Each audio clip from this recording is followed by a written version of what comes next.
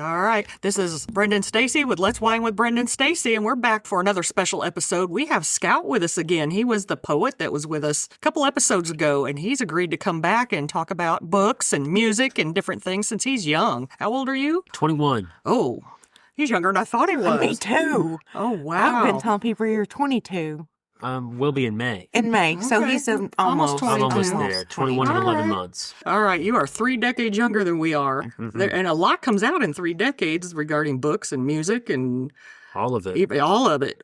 Everything pop culture seems to change as the decades go on, but some of it stands the test of time. We were talking earlier about books that were required reading when we were in school, and I work with people that are in their 80s who read the same literature that I did even in school. I think Sure. that a lot of the books do stand the test of time, and what's interesting about them is that when they were first written, there was an automatic understanding that they were classics, which is really cool.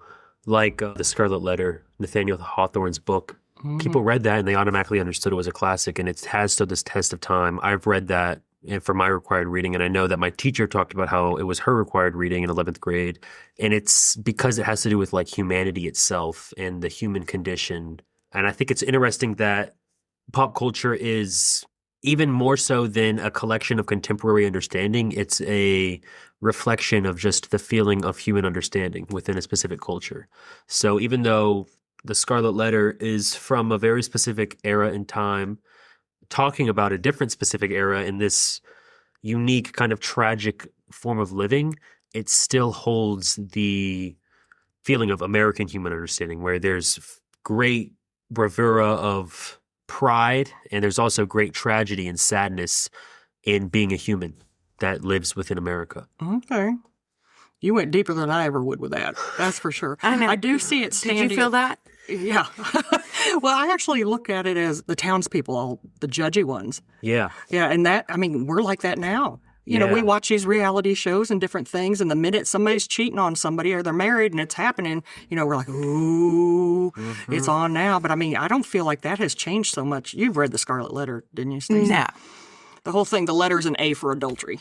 Called out. She has to wear, I've yes. heard about that. Yes, Yeah. yes. But And everybody shuns her, and she has to live in this house. She has to live in this shack on the edge of town. But it's interesting because she feels the shame of having to live secluded. But in that same moment, she feels pride in the fact that she's still living throughout the reality of this tragedy that's been set on her by other people. was it because she committed adultery because her husband passed, or because she got divorced, or she flat out just cheated on him?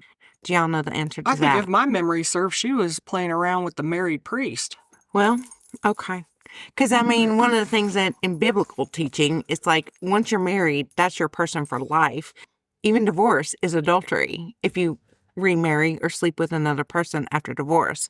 So I was just wondering if it went that deep, but no. I can't really remember. You know, back in high school, I didn't really read any of those books, which What? is funny. Well, They how were, do you they know were how all to required talk reading. about it? I read the Cliff Notes, I watched the movie, and I read the reading in class when they were like, we're going to read chapter 8 out loud. And then I would read it. Other than that, though, I was such a slacker in high school. I played too many video games. But what I do remember being taught is that all the other characters in the town suffered just as much as Hester Prynne suffers. And the difference is that they have interior suffering because of their own actions, where Hester Prynne has exterior suffering because all the characters are looking at her and saying, you're an adulterer, we're putting this letter on you, we're exiling you. So yeah. I think that was interesting. I think, don't we all have that? We don't have a carry a letter around, but we all are suffering from something. I mean, there's something going on in our lives that we're worried about, or that we've done wrong and we wish we didn't. You know, we made a bad decision. It stays with you. I don't know. I could just put a bad decision, BD on me. I don't know. Yeah. I've made bad decisions in my life and I've lived with them. And some of them I'm grateful for. It's crazy how, damn, that was bad. I don't have to carry a letter, but I made bad decisions. Mm-hmm. I've made one or two. Just one or two in your 50-something years. I know. I did do my research. The Reverend wasn't married, but they had a child out of wedlock, Pearl. Pearl. Pearl. I love the name Pearl. I love pearls. Nothing to do with the book. But that was interesting. as a I person know. who didn't know what the hell y'all are talking about. Okay. Yeah. That's very interesting. And what's cool is that the other books that are required reading are not all about that. So like Brave New World or Lord of the Flies or Catcher in the Rye are completely Catcher in the different. They're completely different topics, but they're still all about the human condition and understanding what it means to be a human. Right. It's not just about shame, is what I was going to say. It's not just about bearing the cross of shame in your whole life. You know, it's about growing up. It's about finding love. It's about understanding systems aren't always going to help you. It's about understanding the feeling of betrayal. And all these are different pieces that each of these writers have tapped into, which is awesome.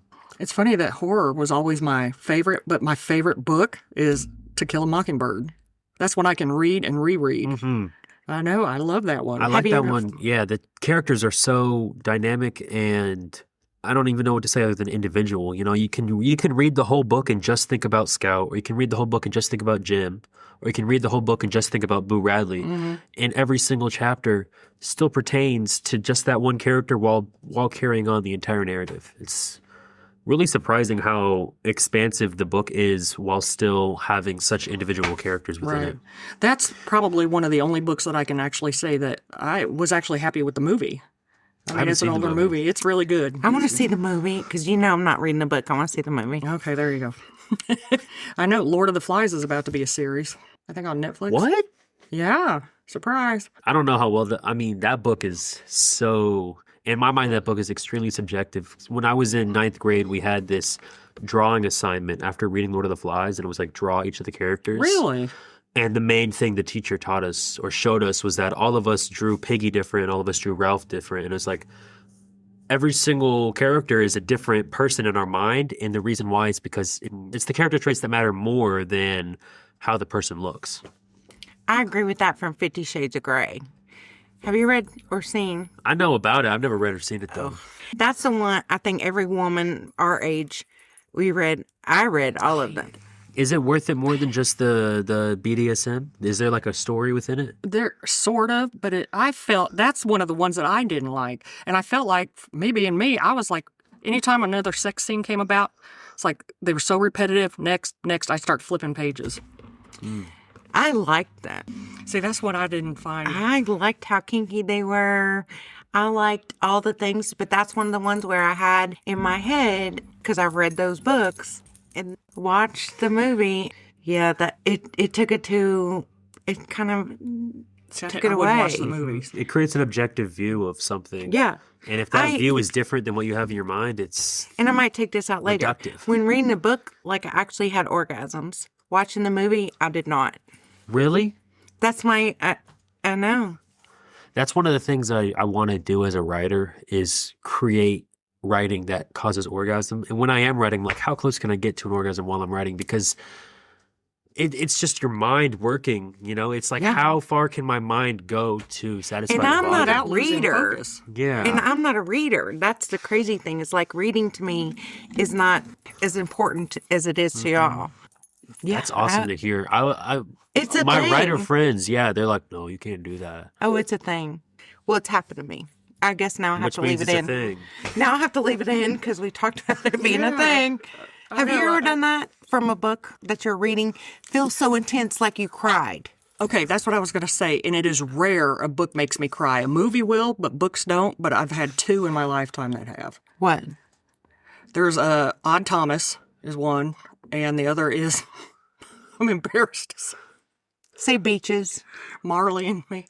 Oh, Marley and Really? me. Yeah. Yes, I bawled my eyes out trying to read, and then you can't see the words anymore on the page. It's awful. So that's the emotion you want to evoke when you're writing and doing your thing. You want to make us cry. You want to make us feel joy that is unbelievable Yeah. because we just read words. Yeah, find there's an something- emotional peak. Yes, especially to relate to a character. Mm-hmm. Like when you find that character and you want to be that person. and feel it. And I'm big on the environment. Even like going to a restaurant, she knows it's certain, like I can't digest my food if it's too bright. I'm one of them. But like in Stephen King's The Shining, which, they say that's kind of one of his cliche. I love it. I love the book, and I like the way he describes the snow at the hotel. Stuff like that sucks me into where I just want to reread that same part because I love snow. Yeah. So stuff like that, if you can find what touches a person. So back to the what our topic was, because I love veering off. We did veer off. We were on To Kill a Mockingbird. I know, we always off do. the rails. We always do. But anywho, so let's go back to our list of Okay, all right. things one of that my won't favorite give us ones. an orgasm. I know. This one probably wouldn't affect you. It's The Exorcist. No, The not book that affected. came up in the list, which is, of course, I love the movie, but the book has more description. I don't know In nothing it. about the book. Okay. Have you seen the movie? Yeah, nor the movie, to be honest. I haven't watched the movie. Okay, that's your assignment Homework. for tonight. Well, it's one of those where, there's a descriptive place in the book that never made it to the movie where she's like slithering around on the floor following a person, the help kind of thing with her tongue coming out. But and it's famous for being a horror movie, supposedly. Okay, the author never intended it to be a horror movie and said that he actually wrote it to see how strong the faith was for the priest. I know That's it interesting. wasn't even supposed to be a horror movie. It was supposed to be through the priest's eyes. And testing the faith between good and evil. Which is a hard line to toe. Especially when you got some girl with her head spinning around and pea soup being spit on everybody. Yeah, it makes you think about the writer as he was writing it, you know? Mm-hmm. You're halfway through the scene, you're like, well, is the priest going to win right here? Or am I going to make this person go even crazier and do I even know. crazier stuff? And if I make them do that, then how is the priest going to react? As writers, the both of you, is this a struggle in your mind all the time when you're writing? Are you thinking, Jesus, how is this going to make the writer feel? Or how am I going to take this story and flip this to where it can be something that people are drawn into? Are you thinking that, or are you just thinking, this is what's in my mind and boom, it's out there? Are you overthinking it? Am I overthinking y'all's brains? Because I don't understand how y'all I think. think you're overthinking it a little bit because it's kind of a pollution in the mind to wonder how the reader's going to react because you can never really know how another person's going to react. And then on top of that, that's kind of the narcotic joy of writing. It's like how many different levels of craziness can I stack on top of this scene before I get exhausted of typing out words? Yeah, you feel that? As I've gotten older, I think I do sit back and try to think of the reader more than I used to. And I've learned now not to put things regarding pop culture so much in there where I did like the music on the radio playing in the car or something like that. I try to use a genre versus the actual name of like Katy Perry or Lady Gaga Zooming or out. something. Yes. I think that changes a little bit. Mm-hmm. Interesting. What are your favorite books? Like if you could read one, if you were stuck on an island with one book and had to read it over and over and over again. It's The Facades by Eric Lundgren. And there's two reasons. So first off, it's about this like suburban dad whose life is falling to shit and everything's going bad for him. And he's in this semi-surreal world, but it's very based in the real world as well. Mm-hmm. And it's just a really intriguing story about how his life's falling apart and he's aware of it, but he's also accepting of that and I guess unwilling to make it better. He's like, well, my life's falling apart, whatever, I'm going to live with it. I'm just going to ride this out. But then on top of that, I tried to read it with my dad and sister. And they got to chapter 3 and they were like, I can't read this book. This is too intense for me. And I was like, what? This book's not too intense. I mean, I read it in like 2 days and I loved it so much. It feels so engrossing to read it. When I read it, I just want to keep on going. So yeah, that's definitely one of the more contemporary ones that I like. I don't know if Great Gatsby's an old book. I mean, it's obviously an old book, but it's still technically contemporary literature because it's within like the American postmodern spectrum. But Great Gatsby is a book You like that one? I could read Great Gatsby in like 6 hours and be like, yeah, what's Tom going to do next? What's Nick going to do next? Wait a minute. What is Daisy doing? I'm always fascinated by the imagery. F. Scott Fitzgerald's a really good he's kind of like Ray Bradbury in the sense where he's a poet that writes prose and he creates these super elaborate, pretty images and then he sets those images to a narrative and he does it in a bigger sense than just a prose poem. He's just writing this long narrative within snippets of beautiful poetic images. You know, Okay. the eyes looking down, the glittering drunken apartment, the glades next to the large mansion. Everything is just so grandiose within his books. So yeah, in terms of imagery, it would be Great Gatsby, but in terms of just straight narrative, I just want to get that story in my mind and keep reading it over and over. It'd be The Facades. I'm like that with Game of Thrones. Like Song of Fire and Ice? Yeah. George Martin? I haven't read any of the books. I've watched the first season with friends, and that's it. I know very little about Game of Thrones. You got to read the books. They leave so much out in the show. It makes me mad. But that could be a whole nother show in itself when books go to series or movies. Yeah.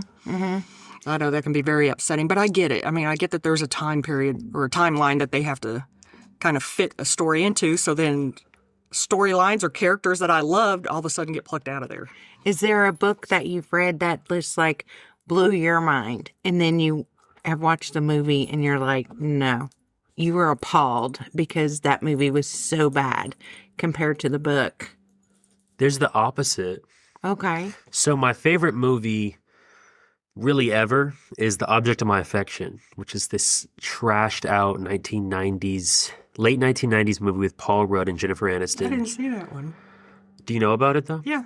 Yeah, I mean it's not a good movie at all. It has like bad cinematography, bad jump cuts. Everything's not good about it. But I watched it when my grandfather died, just over and over and over again. So it became like a sort of like trauma release movie. And now after that, just I really enjoy watching the movie and I know the whole plot. And then I got super lucky at a thrift store and found it for 25 cents, There you go. the book. And I read the book and I was like, this movie is even worse than I thought it was because of how good the book is. Okay.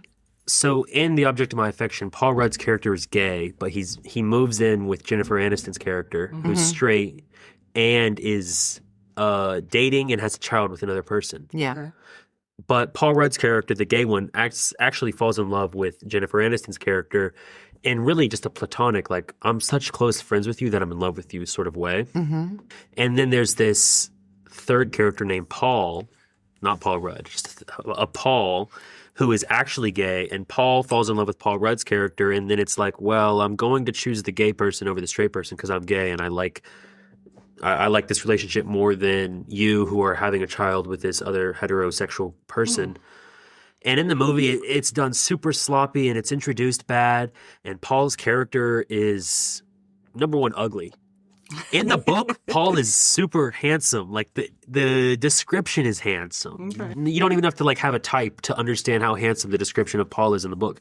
And in the movie, he's not good looking. And then on top of that, his character is so much more intricate. And there's like 4 separate scenes that take place within a whole vacation that is completely cut out of the movie. And it's like, yeah, you've cut out 30% of the last half of the movie to speed it up. Mm-hmm. And it was definitely upsetting to see. But it's interesting because I wouldn't have read the book unless I watched the movie. So maybe it's okay that happened because pop culture evolves to meet technology. So I watched the movie. I loved the movie so much I read the book, and then I loved the book even more than the movie. Huh. I don't think I've ever went that direction. That's interesting. No. It's definitely like it a young is. person sort of mindset to have Not that he's calling us old. I'm just trying to think if there was anything that came. Yeah, you later see the after new fact. and then you look at the old. It's definitely different. I want to read Carrie. Thinking about that as well because I watched the Sissy Spacek Carrie movie. And I was like, this movie is so good. It is good, and the book is. It like flip flops chapter to chapter where it's like the story that's going on, and then her psychologist files. Yeah, I looked that up on Google and it said it's epistolary, which means it's like groupings of letters and notes. It's not Yes. just a singular narrative. And I was like, I think I want to read this book now that I watched the movie. And that book almost didn't happen. Did you know that? No. That's a documentary I watched. Yes, when Stephen King wrote it, he wrote over half of it and flung it in the trash can. And his wife Tabitha, who's also an author, saw it, took it out, read it, and said, "You have to finish this." And he's like, "I don't feel like I can get in the mind of a teenage girl." And then she's like, "Finish it." Look what Wow. happened. I know. That's amazing. So you have to have a good woman behind you. I know. See, never throw anything in the trash till your girlfriend reads it, or future wife. And I know. That was little angel hands to heaven. Anyway, I am a Stephen King fan. Or don't fling anything in the trash till you at least send it to Brenda. Because she will say yay or nay.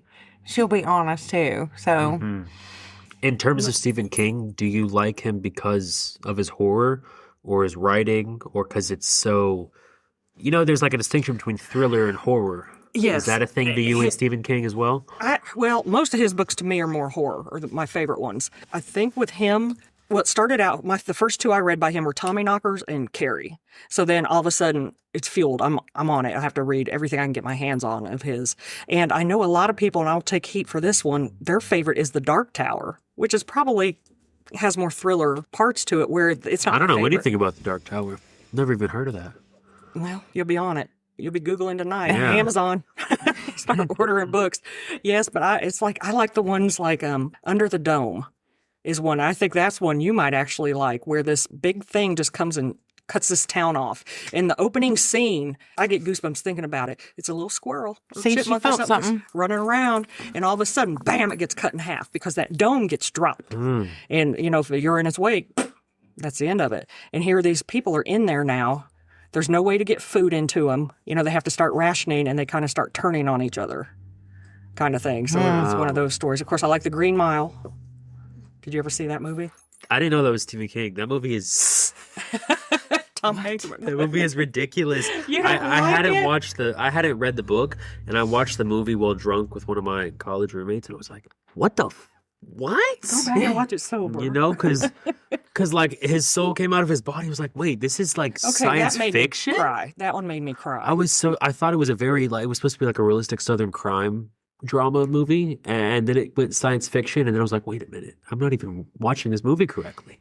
It's a very multifaceted film. It's out- and we have- That story. is a lot of people's favorite movie, though. The Green Mile, yeah. Yeah. Shawshank Redemption. Redemption's really good. That's a good one. Did you guys watch The Running Man with Schwarzenegger? Yes. Did you like it? Not my favorite. I mean, it's critically bad. It's super cliche and camp and gaudy, not in a good way. But I think the villain's costume designs are good. That's about the only good thing I could say about it. But the villain costume designs, I'm like, yeah, that is where you would have like a huge Saw if you were the Saw guy. Yeah. But even the story itself's not really that good. No. What about The Long Walk? Yeah, they made that into a movie. Yeah, it's on Stars now. I haven't watched the movie, and when I was a kid, that was really my introduction into Stephen King, actually. I went to Barnes & Noble, and I was like, I think the book Stephen starts out with King. more than 100 people, doesn't it? Or no. Okay, maybe the book is 100, because I think the movie, it's just like one for each state. They have one person representing each state, so they're down to 50. well, here's my confession. I never actually read the book because I was a little cheapskate kid. I saw the book at Barnes & Noble, and then I looked up the Wikipedia synopsis, and then I watched like 12 hours worth of YouTube videos explaining the story and lore of The Long Walk. Wasn't that in one of the books that had like 4 different stories in it? Yeah, it's in one of those King anthologies where it's just like 4 groups together. That one was when I read the synopsis, I was like, I felt something just reading the synopsis of the novel. I was like, wow, how do you think of something so tragic and intense? I mean, the end of it is just like, what? He wins and then he dies because he's so exhausted. I was like, what? Don't give the answer. Spoiler alert! If you didn't read the book that came out 60 years ago, I mean, yeah. And then I think you're allowed to spoil that. I remember specifically reading about the mayor and how apathetic the character of the mayor is, and I'm like, wow. So Stephen King specifically chose to create this person in power who is purposefully apathetic and is perpetuating a game of entertainment that is also detrimental to the society that he has to run. I thought it was very just deep when I first read it. And I didn't even read the whole book. I only read the synopsis. But I felt something just from reading the Wikipedia synopsis of that book. I don't want this to turn into a entire Stephen King episode, but It could. That guy's full of it. It could. But talking about the book to movie thing, Misery. Did you see Misery? The book is better. That's another one that's better. I love Kathy Bates. Don't get me wrong. I'll watch Misery over and over again. Everyone loves Kathy Bates. But the in the book, That's another homework assignment. You gotta watch Misery. them feet aren't just getting hobbled in the book. That's it. I tell you. You gotta. Read the Sounds book. something freaky. Read the book. It's a lot, but damn, it's good. It is good. Love her. Dolores Claiborne's another one. And I'll tell you right now, nothing wrong with killing a man. He deserved it. Earmuffs, police. In case you I ever don't care. somebody He turns out deserved it. missing. I'm gonna tell you right now. Under those circumstances, I would do the exact same I don't thing. know I what won't do you're the talking about. spoiler alert, but that's something that would put me away. What? What book are you talking about? Dolores Claiborne. Okay. Read it.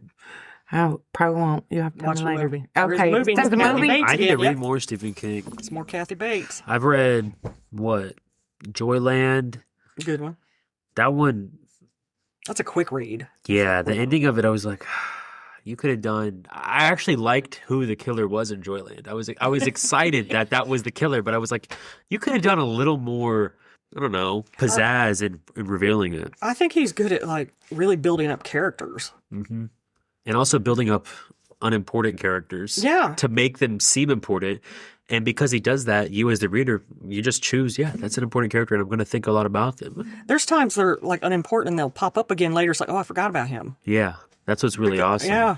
It's not just creating this terror, horror, thriller ideal. It's like I'm building an entire world 'Cause of, when we of think lived about in it- characters. And when we think about it, how often do we see people? It's kind of the same thing. Like, how often do we see the neighbors? Not very often. Yeah. So they just pop up every now and then. My name is. But they're there. They live there. They live in that world. Yeah. They live in this world and amongst us, but it's not like we're out. Yeah. They're not a main character in our I'm not knocking story. on their door every day going, hey, what you doing?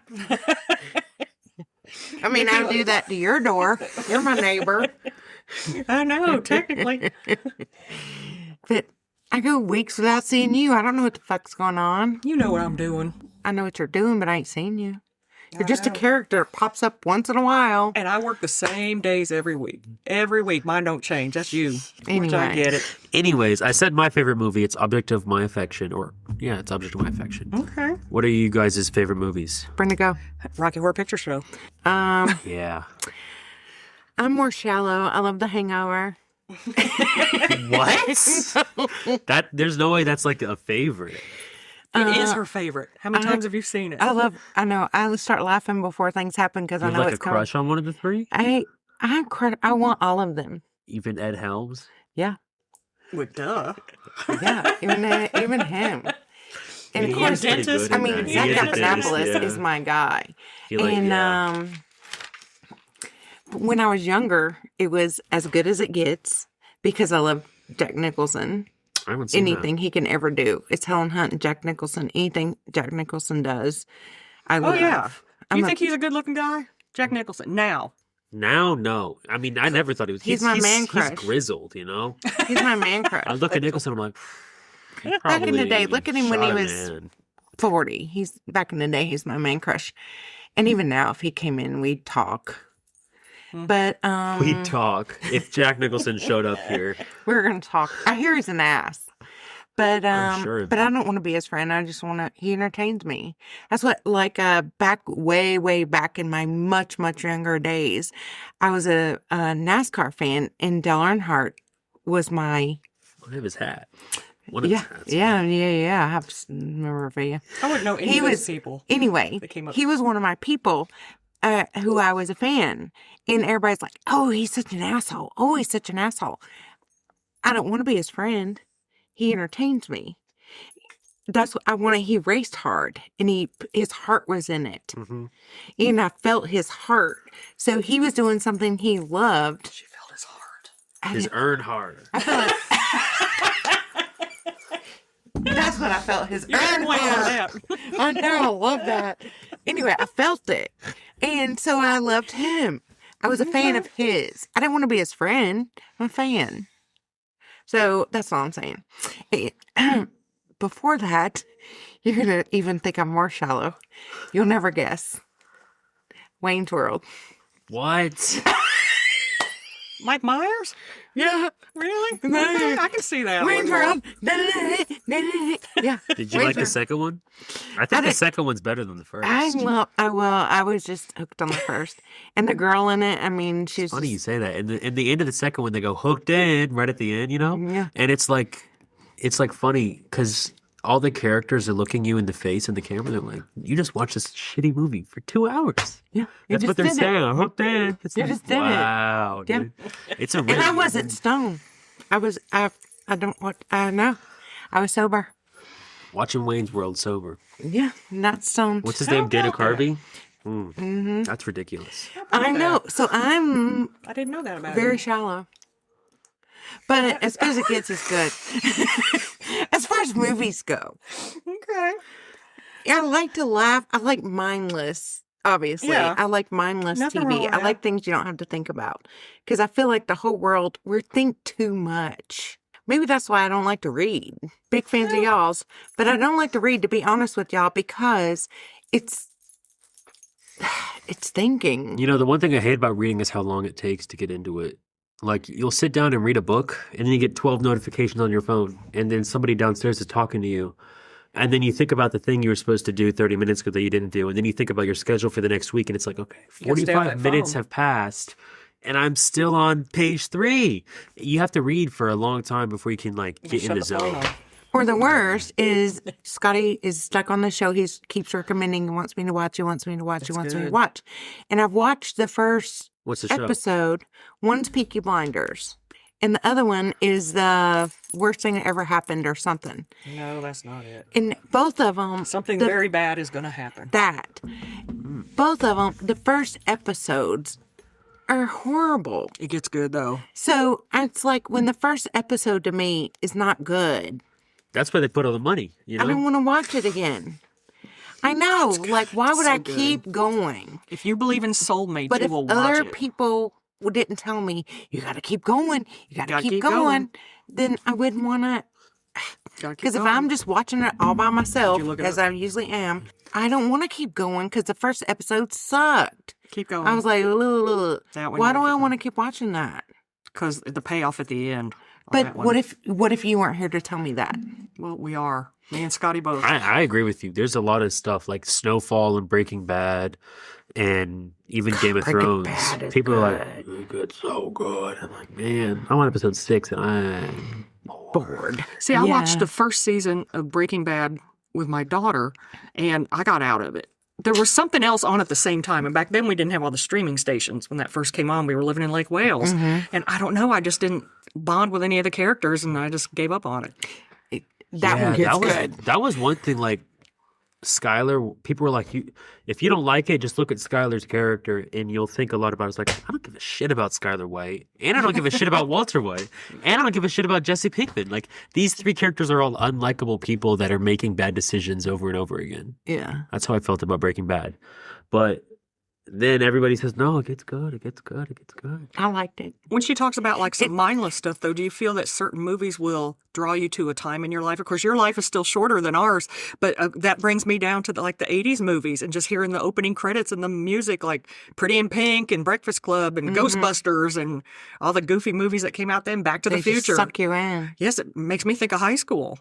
And that was a good time for me. So I feel like certain movies will bring me back to a certain time. My favorite actor, Cut. though, is Jason Sudeikis. Really? And all his movies are pretty bad, which is sad. But he is a looker. Okay, I there you like go. to look at him. All right. And Show me a picture. Hall Pass is a really funny movie to me, even though it's super like Mindless. mindless and low. It's a low budget film too. It's not a good film and the plot's Would you give your bad. girlfriend a hall pass? No. No, I wouldn't. Would you? We've already talked about it. No, I wouldn't. And the reason why is because she doesn't have she doesn't have one. She's not like, oh. Do you have yeah, one? It's Jason Sudeikis. Okay. but I mean, every single day, it slowly seeps away from him because Ted Lasso season 3 and 4 are not good. And his relationship with Olivia Wilde has just turned to complete shit. And the more and more news I read about it, it's his fault. Because he's like this, he's like turning into like a drunk who like doesn't care about the relationship with his ex-wife, and it's causing him to have problems with his children. and he's like living a secluded life in New York while his wife and 2 children are living in LA, and he like flies back and forth between them. There's something messed up with that guy. But I thought he looked good. When he was on SNL, Let me see. you're going to be so like, really? Well, her girl crush is Jamie Lee Curtis. Jamie Lee Curtis. That's disappointing. Is it? You see that? Yeah, he's cute.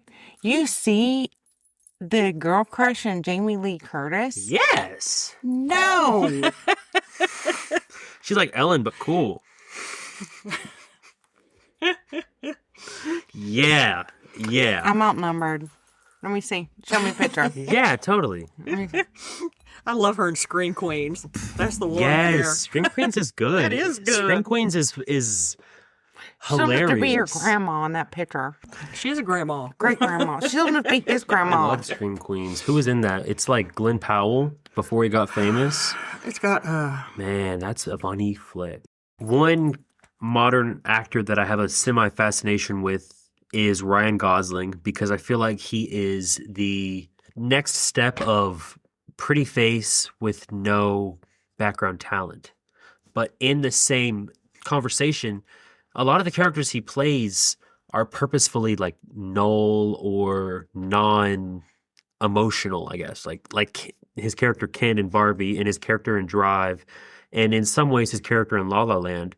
They're these emotionally unavailable characters who are purposefully unaware of the understanding of their love interest or the understanding of their work. So I'm wondering what you guys think about Ryan Gosling, because he's a very conventionally attractive man, but is he really a good actor, or is he getting these roles because they're roles that any conventionally handsome actor could get? Well, I have an answer. okay. I feel that way, like back in our day, Friends was a big hit. Jennifer Aniston is one of the people who everything she plays, she's the same character. She's not interesting to me.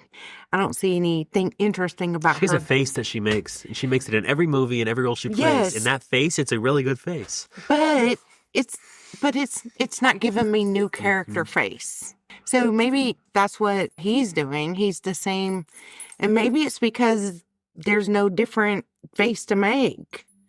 I mean, you know what I mean? She just has that one face, and that's all. She's like one character of a person. I did love her dad in Days of Our Lives, and that's all I gotta say about her. I mean, that's how I feel about one-dimensional people. I think that's what attracts me to Angelina Jolie. I mean, she's beautiful in everything she does, but she can beat ass. She can play domestic. She can play every spectrum of a life. And That's Tomb Raider. She's Tomb Raider, isn't she? Mhm. I don't watch Tomb Raider. I don't think so. She's not Tomb Raider? Who plays Tomb Raider? she's badass. I like and she's those lips. Oh my god, girl crush. That's John Voight's daughter, isn't it? It's Alicia Vikander who plays Tomb Raider. But Walter Goggins is in there. My Yeah, girl crush. Jolie's good. She has a sort of face you'd like make in The Sims, you know? Yeah. It doesn't look like a real face. It doesn't, not real, you know, That's her. but. Oh, that's a different Tomb Raider then. That's the first movie that came out that Curry and I went to see. Yeah, it is Angelina her. Jolie. Your Google's I wrong. look up Tomb Raider movie. It's a different one. His Google's wrong. Yeah. That's her. Oh yeah, that's my girl. Oh, 2001 versus 2018. Oh, yeah, we're You're like on We're old, old. old Google. we're old. We're old We got an girl. old phone. Yep, new Google. I knew John Voight was related to her. Somehow Daniel I knew. Craig's in there. I love Daniel Craig. So the question was, you're a person, or what do you think? Of Ryan Gosling? Yeah. See, he doesn't impress me. I mean, as far as I could take him or leave him, so I guess he doesn't have that standout Wow, quality. fine. You know what? Yeah. Take over and Brad Pitt every day. Leonardo DiCaprio every day. What? I don't care about Brad Pitt. Leonardo. What? Leonardo DiCaprio? I like him, I guess, but he's still not. And he's one who is, you get lost in his character because he changes his persona and his acting abilities. Yeah. That's what I feel like. Jennifer Aniston doesn't have the acting abilities. She couldn't be in the same scene with Yeah. Leonardo DiCaprio.